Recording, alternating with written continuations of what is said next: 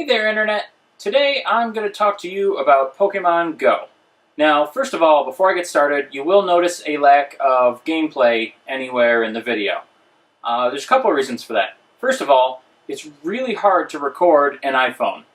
Infinitely more so if you're walking about in the wild through trees and fields and shit trying to catch Pokemon. Secondly, Nintendo tends to flag all my videos that have even a modicum of their content in them. So I'm just going to try to avoid using their stuff for the most part going forward. Hard to do since I tend to favor Nintendo consoles, but we'll see how it goes. And lastly, you all know what the game looks like. You're probably all playing it right now. In fact, the only reason you took this break is because you needed to recharge your phone. So, that being said, I'm going to just roll forward. And for those of you out there who haven't or aren't playing Pokemon Go, you probably clicked on this video by accident. So, that being the case, welcome to the Awkward Gamer!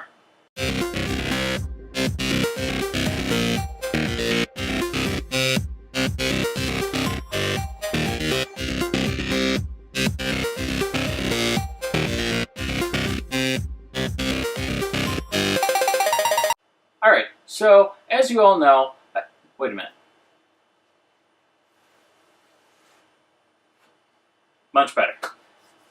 Even though I look less like Ash and more like an old fat Fred Durst. Who, by the way, is now currently an old fat Fred Durst. But I've gotten way off topic. Alright, so as you all probably know, Pokemon Go is an AR game, which is augmented reality, made by Niantic Labs and published by the Pokemon Company, or Nintendo. It's a sect of Nintendo.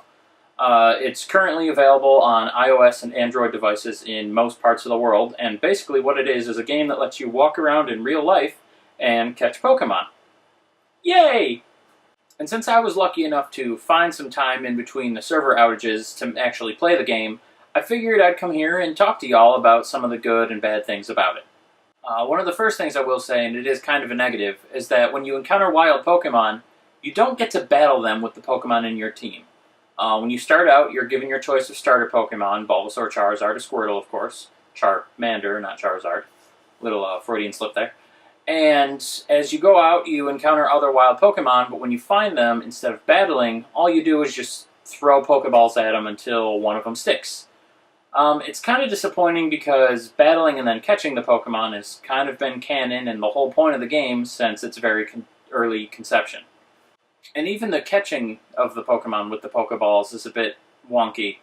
As you grab the Pokeball and go to throw it, which you have to do with a little flicking motion, and by the way, you will miss 90% of the time, because your flicks are a lot less precise than you think. But when you do that, a colored circle appears that's a different shade of green, yellow, or red, depending on how hard the Pokemon is to catch, and outside of it is a white circle, and the colored circle will shrink and then expand to the white circle again and shrink, and over and over and over. And it's kind of unclear whether you want to throw the ball when the colored circle is very small or when it's the same size as the white circle. Actually, there's a lot of things in this game that are kind of unclear because there's no real instructions or tutorial to speak of. It just kind of throws you in and says, alright, have fun. I've noticed through my own journey, which by the way is why I am currently the sweaty gamer, that when you throw a Pokeball while the colored circle is the same size as the white circle, you get a nice bonus. Gives you a couple extra XP and seems to have a roughly better success rate. Half the time it works, half the time it doesn't. Same for everything else. So it's just a crapshoot. Not battling the wild Pokemon, however, does not mean you don't get to battle. Because in this game, much like in the actual Pokemon series, you will encounter gyms. And when you get to one, assuming you're of the correct trainer level, your trainer level's up here instead of your Pokemon. That's a whole different thing. When you get to the gym, you can battle all the other trainers that have dropped off Pokemon there in an attempt to help take it over for your team. There are 3 different teams that trainers can align themselves with, Articuno, Zapdos, and Moltres. Or red, yellow, blue, however you want to break it down. But yeah, you do get to battle those Pokemon. However, that's not quite what you'd expect either.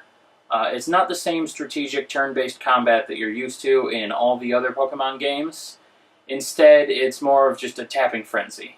You don't even really get to choose what move you're using. I think it kind of randomly decides or alternates through the move set that your Pokemon has, which appears to only be 2 moves instead of 4. However, when you encounter the other Pokemon, you can swipe left and right to dodge their attacks, and then tap them to do an attack of your own. So basically, if you get the timing down to dodge out of the way or attack, spam one or two, dodge again, you can beat Pokemon that are easily a higher level and much stronger than you simply by getting the timing right. So it's not quite the same battling system you're used to. It takes some of the strategy and fun out of it. You still have Pokemon types to worry about. You know, if you're trying to use a normal Pokemon against a ghost Pokemon, your moves aren't going to be very effective. If you're using Pikachu's Thunderbolt against a Pidgey, it is going to be super effective. So there's still a little bit of strategy, but not as much. One other thing to mention on the topic of the battles is that when the battle is over, any Pokemon that were injured or fainted during the battle will stay that way. This game does not have Pokemon centers. You do not regain HP just by walking, which you should. That would make a whole lot of sense. The whole point of the game is to get people to walk. Well, the whole point is to make money. The second point is to get people to walk and be active. Best way to do that is tell them, hey, your Pokemon will heal 1 HP for every 20 steps or something. But at any rate, your Pokemon won't heal on their own. Instead, you have to use revives and potions to restore them to health. And the only way to get those is to visit different Pokemon or Pokestops. Basically, any landmark, church, police station, post office, any kind of thing like that in your town, village, city, whatever, will most likely be a Pokestop. On the topic of these Pokestops, when you happen in front of one, it's random what you'll pick up from it. Sometimes you just get 2 Pokeballs, sometimes you get 4 of them, a revive, and a Pokemon egg, which will randomly hatch into who knows what. Every 5-10 minutes or so, they reset, and you can go there and visit them again. So it encourages people to walk around, visit different areas, a lot of like historical areas, like I said. So it gets people moving, which is one of the positive things about the game. It does, in fact, serve its purpose. You can't just drive around, happen by something, and then reap the benefit. You really have to get out there and walk and move. Most Pokemon are found in not like street level areas, like through fields, forests, parks. Actually, especially things like parks and zoos. They're effectively the taller grass in the Pokemon games. Pokemon show up more frequently. You'll run into more rarer ones. And some of the super rare ones you'll find at special areas, like really big, geographical things, like Niagara Falls, or those kind of deals. Really big natural landmarks. So it gets people out. It gets you moving, it gets you exploring new areas, seeing the sights, and leaving your basement, which is where I happen to be right now talking about it, ironically. And like I mentioned, the Pokemon eggs. In this game, to hatch an egg, you have to walk around with it in an incubator. And it actually tracks the movement that you make in order to hatch the egg. Some will hatch after 2 kilometers walking, some 5. I'm guessing there are some later on at different numbers, but those are the only 2 I've encountered so far. And you can't cheat the system either, at least from what I've seen. You can't turn the app on, ride in a car for a few miles, and then hatch an egg. You have to be out there either walking or biking, or I haven't tried it on my kayak yet, but it won't work in a car, I can tell you that. I'm not sure if it's a motion sensing thing or if it's a speed thing or what the deal is, but the game knows. Another thing to warn you about, though, is that this game needs to be open and running for things to work. It doesn't do push notifications, it doesn't idle or run in the background, it has to be on the screen and going. So if you want credit for your steps toward hatching the egg, or if you want to be alerted when you encounter a wild Pokemon or when you're getting close to a Pokestop where you can gather things, you need to have the app running. This is kind of inconvenient if you also want to be able to, text, use your GPS, your email, whatever, or if you like your phone to last for more than an hour, because this is an absolute battery hog.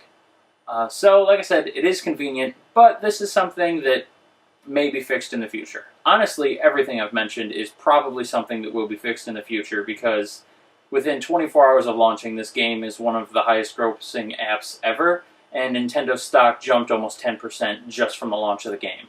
So I'm pretty sure they're going to be all over this and give the fans most, if not all, of what they want. And let me say, while there's been a bunch of negatives that I mentioned, there is nothing quite like the thrill of walking around and suddenly getting that vibrate, hearing that little tone, and encountering a wild Pokemon. Even if it's just a little Pidgey or a Weedle, it's exciting. It brings back your childhood. So it is a fun game. It's very addicting. You're definitely going to want to play it. You'll be out there all day walking around catching every little Pokemon you see. One last complaint is that in the bottom corner of the game, there's a little tracking icon that shows you Pokemon that are nearby. This doesn't do anything, at least not that I've been able to discern. You can click on it and it'll show you a list and you can pick one, and then his picture's there in the corner with some footprints that are supposed to tell you how near or far it is. However, it does nothing. You get no indicator as to what direction this mystery Pokemon might be in. You get no indication that you're getting closer or further away, I guess, aside from the very vague footprint dealies that are there. And half the time that Pokemon will just disappear from that list. So really, it doesn't appear to do anything. Again, all things that'll probably be fixed in the future. Nintendo kind of just wanted to push this out, or at least that's the impression I got. But as of now, it's basically just useless. But, again, as much as I've shit on the game, it really is great. I've been playing it the last couple days straight, so has the entire rest of the internet. So I highly recommend it. Go out there and play it, and I'll shut up now because I'm sure your phone's at least halfway charged, and you're probably halfway out the door.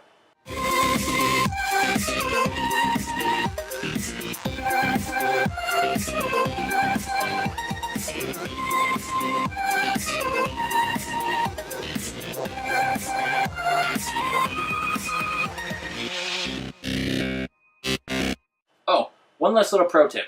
If you happen upon an Eevee, keep catching more of those. Because if you want to get all the evolutions, I hate that I just used that word, just know that when you evolve your Eevee, its evolution is random. You don't get to pick which of the 3 it evolves into. And I say 3 because right now the game's only the original 150. Maybe 151. Definitely not 152 because I'm sure Missing No's not in here. But at any rate, get a lot of Eevees. That's what I'm saying. Okay, bye.